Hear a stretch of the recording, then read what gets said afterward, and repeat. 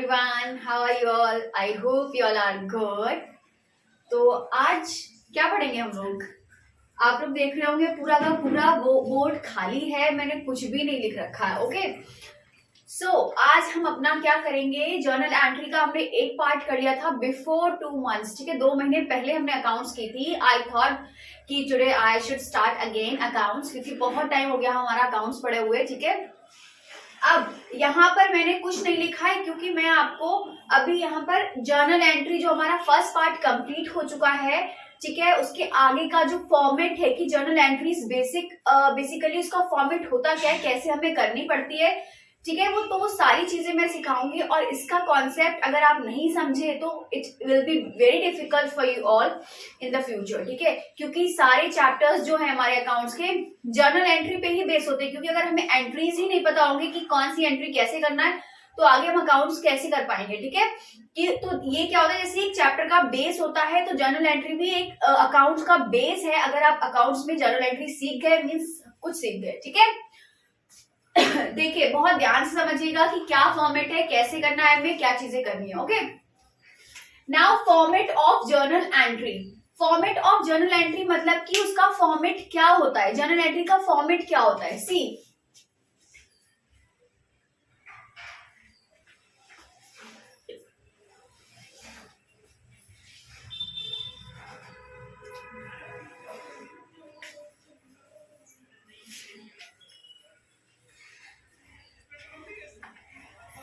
ये थोड़ा सा मैंने बड़ा बना दिया है, इसको और पतला करेंगे हम. ठीक है, so you all can see basically how many columns I have drawn.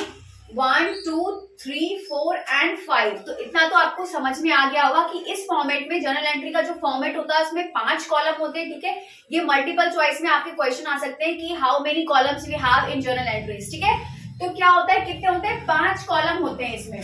अब इन 5 कॉलम के अंदर क्या आता है, कैसे आता है, क्या लिखना है हमें, वो चीजें देखिए क्या है. First column is for date, DATE. अभी मैं आपको एक्सप्लेन करूंगी. ठीक है, first column is for date and then second one is particular. Wait, I change the mark. See, first column is for date and second column is for particular. And then third one is LF. अभी आप समझ जाएंगे क्या है जब मैं explain करूंगी. Then amount होता है यहाँ पर but डेबिट का amount. Fine. Then here also amount but credit का अमाउंट. फाइन. अब ये सारी चीजें तो हमें पता चल गई कि first column is for date, then particular, then ledger folio. LF is ledger folio. ठीक है, LEDGERFOLIO, ledger folio. Fine. And then fourth column is amount debit, amount credit. अब ये हमें फॉर्मेट पता चल गया कि date, particular, amount, debit and credit. Now date देखिए इसमें क्या होता है, मैं आपको बुक से रीड करके बताऊंगी तो आप समझिएगा. सी, दिस इज द बुक. ये हमारी DK गोयल की बुक है. ये मेरी बहुत पुरानी बुक है. When I was in 11th class. See, you can see the condition. See, you can see the condition. मैंने इतना पढ़ा इसको. नाउ जब मैं 2010 में 11th में थी तब की बुक है ये. आई नो कुछ चेंजेस हुए होंगे बट इसमें इतना कुछ ज्यादा चेंज नहीं होता है. ठीक है, तो वही सारी चीजें हैं. अब मैं आपको पढ़ के एक एक चीज बताऊंगी कि डेट में क्या होता है, पर्टिकुलर में क्या होता है. फाइन. नाउ सी, डेट का देखिए, in the first column the date of the transaction is entered. Date of the transaction means जब भी हमने ट्रांजेक्शन की है वो ट्रांजेक्शन की डेट यहाँ पर एंटर की जाएगी. Fine. The year and the month is written only once till they change. जो ईयर है और जो मंथ है वो सिर्फ एक बार लिखा जाएगा जब तक कि वो चेंज नहीं होता है. जैसे कि जब चेंज होगा तब चेंज करा जाएगा, वरना इसको एक ही बार लिखेंगे. Fine. Then the sequence of the dates and months should be strictly maintained. अब जो भी सीक्वेंस है, जो भी डेट का, ईयर का, जो भी what ever is given in your question, ठीक है, वो क्या होना चाहिए, मेंटेन होना चाहिए, प्रॉपरली मेंटेन होना चाहिए. फाइन. तो यहाँ पर तो आपको समझ में आ गया होगा कि क्या करेंगे, वो चीज लिखेंगे, वो डेट लिखेंगे, वो ईयर लिखेंगे जो कि हमें गिवन होगी क्वेश्चन में. ठीक है, और जब भी हमारी ट्रांजेक्शन हुई होगी, क्योंकि क्वेश्चन में क्या होगा, बहुत सारे क्वेश्चन दे रखे होंगे, उसमें अलग अलग ट्रांजेक्शन होगी, अलग अलग. अगर डेट है तो हर ट्रांजेक्शन के पहले वो डेट पड़ेगी, अगर अलग नहीं है तो ट्रांजेक्शन के आगे डेट नहीं पड़ेगी। Fine. Now next one is particular. अब यहाँ क्या आता है, व्हाट इज पर्टिकुलर? पर्टिकुलर में देखिए क्या आता है, each transaction affect two sides out of which one is debited and the other amount is credited। ठीक है, मैंने आपको बताया था कि कोई भी ट्रांजेक्शन होगी, मैंने आपको बताया था कि कोई भी ट्रांजेक्शन होगी उसके कितने अफेक्ट होंगे, दो अफेक्ट होंगे, एक डेबिट और एक क्रेडिट। जैसे मान लो मैंने मशीनरी परचेज की है तो machinery account debit to cash account हुआ। मशीनरी क्या हुई, जब हमने परचेज किए तो मशीनरी हमारे पास आई है मशीन, ठीक है, और कैश हमारे पास गया है, तो दो ट्रांजेक्शन हो गए ना, दो अफेक्ट हो गए ना उसके, एक आई है चीज और एक गई है। फाइन। तो वही चीजें हैं कि पर्टिकुलर में क्या बोला गया, each transaction affect two sides out of which one account is debited and other account is credited। एक जिसमें से डेबिट होगा और एक क्या होगा, credit. Fine. The name of the account is to be debited is written first and the word debit is also written towards the end of the column। In the second line, the name of the account to be credited is written, the credit account starts with the word to a few space away from the margin to make it distinct। देखिए क्या होता है, यहाँ पर हमें जो entry लिखनी है, फाइन, जैसे मैंने आपको अभी एग्जांपल दिया था कि मशीनरी परचेज्ड, तो इसकी एंट्री थी हमारी machinery account debit to cash account. अब वही चीज इसमें ये बोली गई है कि जब भी आप कोई भी ट्रांजैक्शन करेंगे तो जो डेबिट वाली साइड है उसको इस तरह से लिखेंगे मशीनरी अकाउंट, और लास्ट में इसके क्या आ जाएगा, डेबिट, और जो क्रेडिट वाला है तो टू कैश अकाउंट। ठीक है, आगे क्रेडिट नहीं आएगा, क्रेडिट वाली ट्रांजैक्शन में हमेशा टू से स्टार्ट करना है, और जो डेबिट वाली ट्रांजैक्शन है उसके लास्ट में डेबिट आएगा, DR मतलब डेबिट। ठीक है, इस तरह से लिखेंगे। देखिए machine account debit to cash account. अब मान लो हमने 2 लाख की परचेज की थी, ठीक है, if we purchase the machinery of 2 lakh, ठीक है, तो हम क्या करेंगे, अब अमाउंट तो सेम ही है तो दोनों में सेम आएगा, 2 लाख 2 लाख, एक अमाउंट डेबिट में जाएगा 2 लाख और एक अमाउंट जाएगा हमारा क्रेडिट में 2 लाख। इसके सामने नहीं आएगा, इसके सामने आएगा, जहां पर ट्रांजैक्शन है वहीं आएगा। ठीक है, इसका यहाँ और इसका यहाँ, this is the debit column and this is the credit column. तो आपको पता चल गया होगा, यहाँ पर अमाउंट आएगा जो भी डेबिट और क्रेडिट का होगा, ठीक है, यहाँ डेबिट और क्रेडिट, और यहाँ पर पर्टिकुलर, ठीक है, जो भी ट्रांजैक्शन होगी वो हम लिखेंगे। अब एक चीज और देखिए,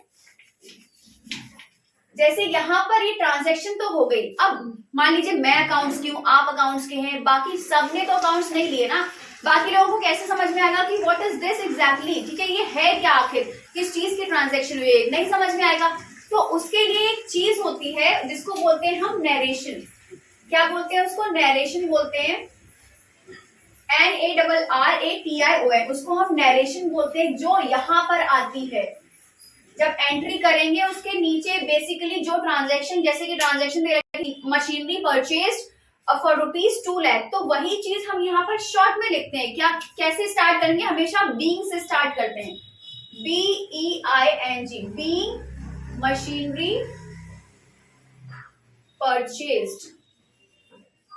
ठीक है, बीइंग मशीनरी परचेज्ड, इसका मतलब क्या हुआ कि अब सामने वाले को पता रहेगा, जो नहीं है कॉमर्स स्ट्रीम से या जिसको ये ट्रांजैक्शन के बारे में नॉलेज नहीं है, तो उसको भी ये चीजें क्लियर रहेंगी कि यहाँ पर मशीन परचेज की गई थी। ठीक है, बीइंग मशीनरी परचेज, क्योंकि यहाँ से तो किसी को कुछ नहीं समझ में आने वाला कि मशीनरी सिर्फ कॉमर्स वाला इंसान समझ सकता है। ठीक है, कॉमर्स वाला जो भी बंदा है वो समझ सकता है कि machinery account debit to cash account is what. ठीक है, तो वही इसीलिए यहाँ पर एक लिखा जाता है जिसको हम नरेशन बोलते हैं। फाइन, तो हमारा जर्नल एंट्रीज में बेसिकली कितनी चीजें आती है, डेट, अब मान लो ये हमने कब परचेज की थी, 31 मई 2021 मान लो।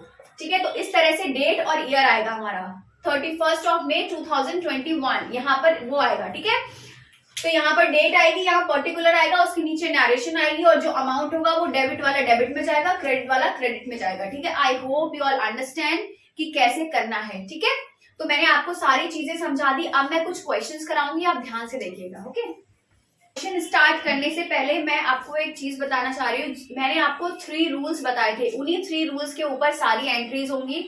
पहले हम लोग वो रूल्स देख लेते हैं। ठीक है, याद होंगे आपको, एक बार और मैं रिमाइंड कराने के लिए यहाँ रूल्स लिखेंगे, फिर हम लोग क्वेश्चंस करेंगे। फाइन, देखिए now what are the rules. I told you about 3 accounts. First one was, वैसे तो हमारे इस तरह से 2 होते हैं, पर्सनल एंड इम्पर्सनल। ओके, अब पर्सनल में क्या आता है, only personal account. In personal only personal account comes, and in impersonal C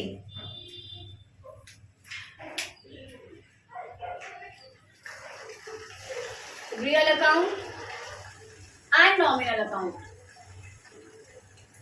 personal में सिर्फ हमारा पर्सनल अकाउंट आता था और इम्पर्सनल में हमारा रियल अकाउंट आता था और नॉमिनल अकाउंट। ठीक है, अब ये चीजें मैं ऑलरेडी बता चुकी हूँ। पर्सनल मीन्स जो किसी पर्सन से रिलेटेड हो, ठीक है, जैसे कि मेरा अकाउंट है, रेशियो अकाउंट, ठीक है, राम अकाउंट। फाइन, तो वो हमारा हो जाता है personal account. Next one is real account. अब रियल अकाउंट में क्या होता है, जो भी हमारे डेबिट और क्रेडिट वाली, मतलब जो आता है और जो वैल्यू जाती है, सारी एसेट से रिलेटेड, जो भी एसेट से रिलेटेड जो भी चीजें होती है वो सारी रियल अकाउंट में आती है। और nominal is about the income and expenses, gains and losses. ठीक है, सारे इनकम एक्सपेंसेस और गेन्स और लॉसेस यहाँ पर आते हैं। फाइन, अब इसका रूल क्या था, डेबिट द रिसीवर, एक सेकेंड ऐसे नहीं लिखते हैं क्योंकि क्वेश्चन नहीं आ पाएगा फिर हमारा।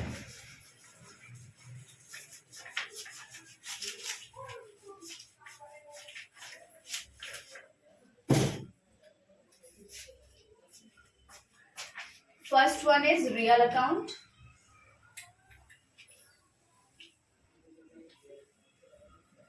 जिसका रूल था हमारा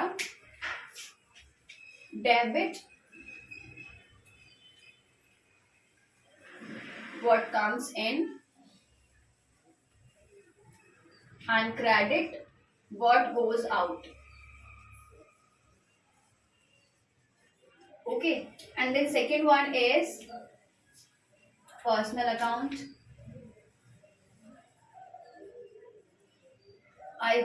Personal account means debit the receiver and credit the giver. Then third rule is nominal account.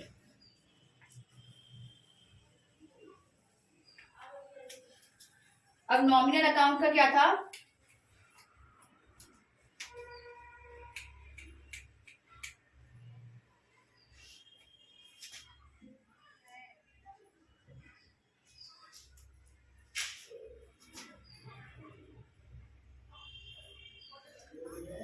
debit all expenses and losses and credit all incomes and gains. Okay,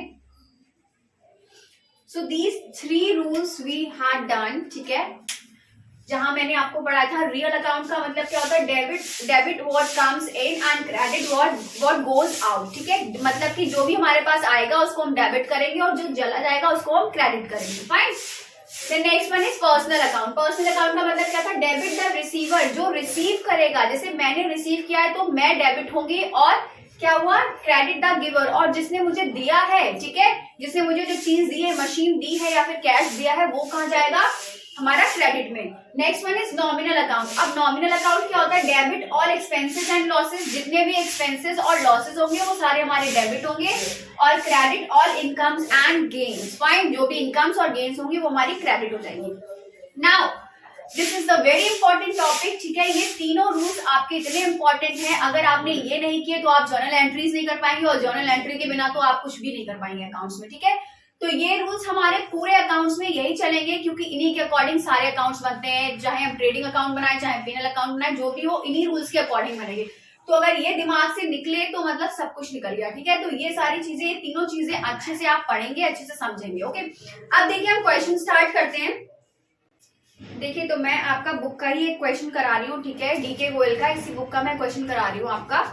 अब यहाँ क्वेश्चन मैं नहीं लिख रही हूँ आपका, मैं ये क्वेश्चन साइड में लगा दूंगी जिससे आपको समझ में आ जाएगा। ओके, तो हम आपका डायरेक्ट तो हम आंसर से स्टार्ट करते हैं। क्वेश्चन आई रीड और मैं यहाँ पर लगा दूंगी साइड में। Fine, now we all know the format.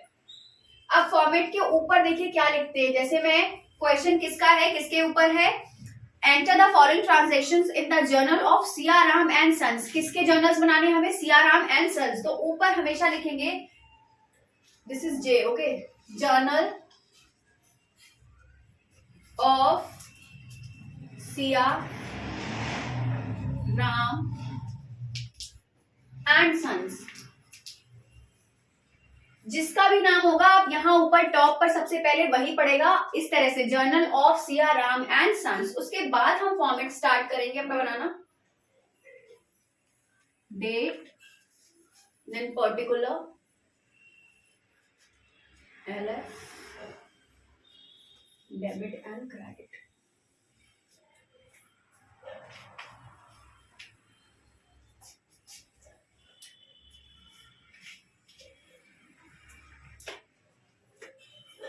Now date, particular,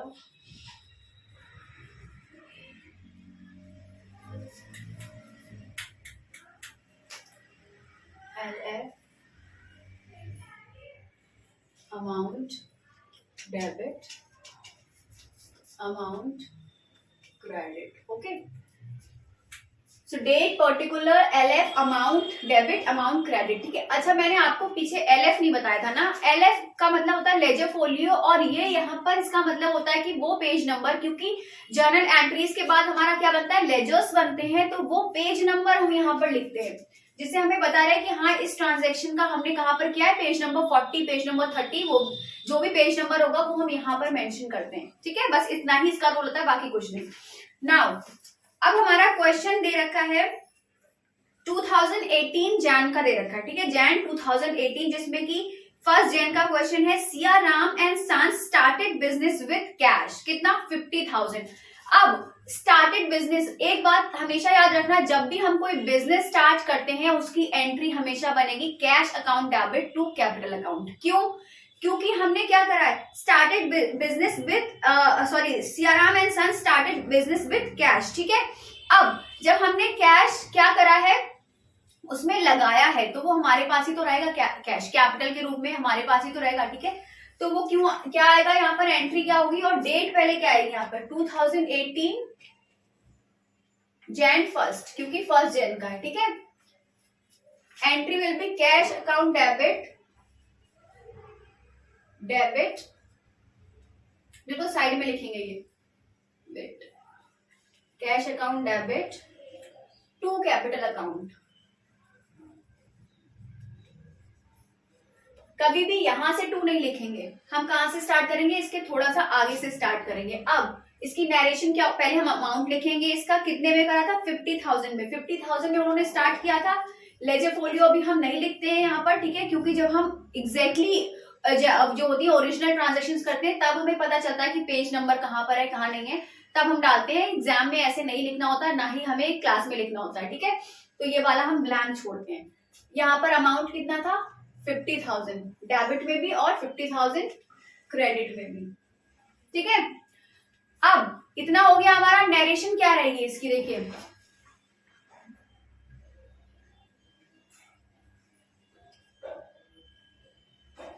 cash brought, या फिर हम इसको ऐसे लिख सकते हैं शॉर्ट में,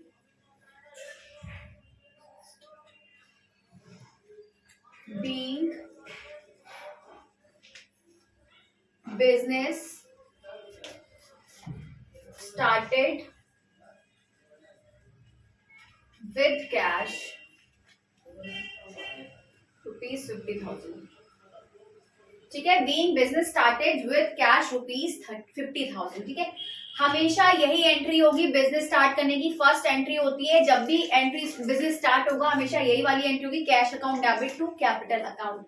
अब नेक्स्ट ट्रांजेक्शन हमारा क्या है, purchase goods for cash, purchase goods for cash, हमने क्या करा है, गुड्स परचेज किए हैं, ठीक है।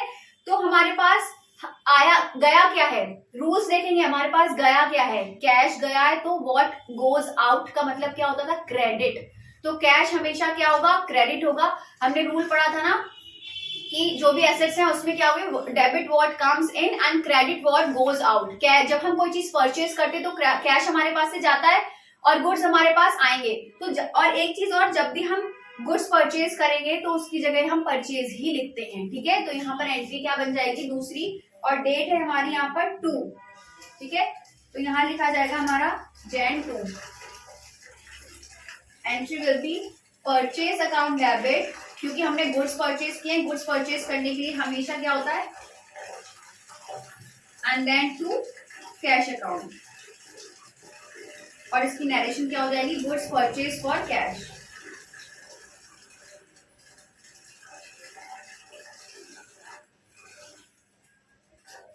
अमाउंट कितना आ जाएगा, हमने कितने के लिए परचेज किया था, 20,000 के लिए, 20,000 एंड 20,000, ठीक है।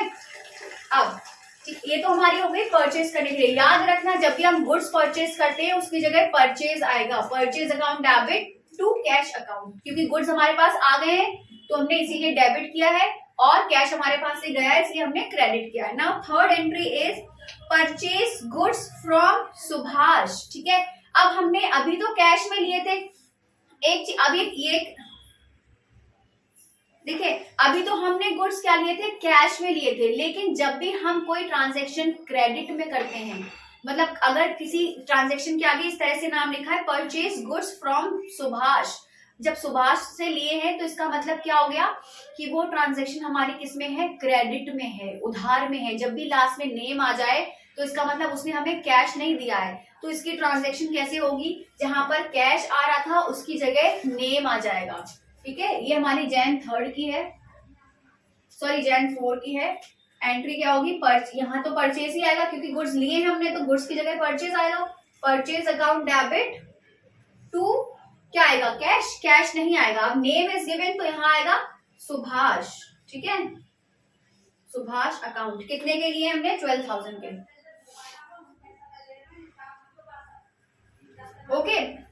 समझ में आया, ये हमारी कैश में ट्रांजैक्शंस थी। कैश की ट्रांजैक्शन की एंट्री होती है purchase account debit to cash account, और ये हमारी क्रेडिट की ट्रांजैक्शन थी। जब क्रेडिट में लिया होगा तो यहाँ नेम आएगा, कैश नहीं आएगा, क्योंकि अभी कैश दिया ही नहीं तो हम कैश कैसे ले सकते हैं, अभी तो उधार है ना हमारा।